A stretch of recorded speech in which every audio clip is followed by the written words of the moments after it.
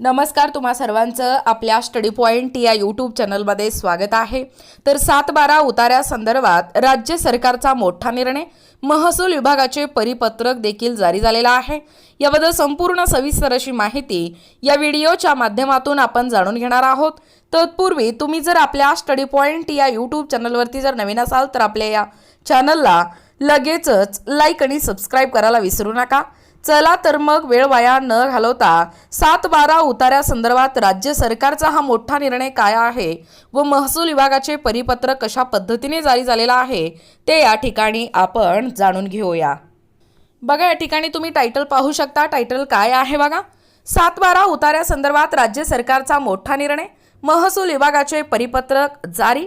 बघा, अपडेट काय सांगतोय, महाराष्ट्रातील शेतकऱ्यांच्या अडचणी दूर करण्यासाठी राज्य सरकारने 7-12 उतार्यासंदर्भात मोठा निर्णय घेतला आहे। 7-12 उतार्यावरील कालबाह्य आणि निरुपयोगी नोंदी हटवण्यासाठी जिवंत 7-12 मोहीम टप्पा 2 हे सुरू केले आहे। महसूल विभागाच्या या महत्त्वाकांक्षी उपक्रमाला मुंबईतून सुरुवात झाली। या सरकारच्या निर्णयामुळे शेतकऱ्यांना कर्ज, जमीन व्यवहार आणि शासकीय योजनांचा लाभ घेण्यात येणाऱ्या या अडथळ्यांपासून मुक्ती मिळणार आहे।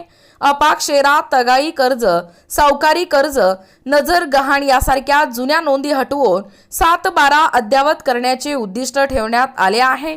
याशिवाय वारस नोंदी, जमिनीचे स्वामित्व आणि सार्वजनिक जागांची नोंद यांना प्राधान्य दिले जाणार आहे। तालुका व मंडळ स्तरावर कॅम्प आयोजित करून ही मोहीम या ठिकाणी राबवली जाणार असून जिल्हा अधिकारी आणि उपविभागीय अधिकाऱ्यांकडे देखरेखीची जबाबदारी असेल। महसूल मंत्री चंद्रशेखर बावनकुळे यांनी हा निर्णय शेतकऱ्यांच्या रोजच्या अडचणी दूर करण्यासाठी मैलाचा टप्पा ठरेल असे म्हटले आहे। बघा, महसूल विभागाच्या वतीने 7-12 संदर्भातील हा निर्णय देखील शेतकऱ्यांना रोजच्या जीवन पद्धतीत येणाऱ्या अडचणी हे दूर करण्यासाठी घेण्यात आलेला आहे। त्यामुळे अनेक वर्ष रखडलेली प्रकरणे निकालात निघण्याचा मार्ग मोकळा झाला आहे।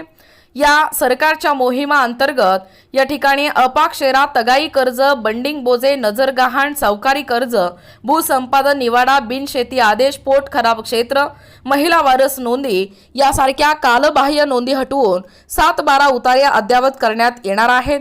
वारसांची नोंद, जमिनीचे स्वामित्व, भोगवट्याचे प्रकार आणि स्मशानभूमीसारख्या सार्वजनिक जागांची नोंद हे अधिकार या अभिलेखात समाविष्ट केली जाणार आहे।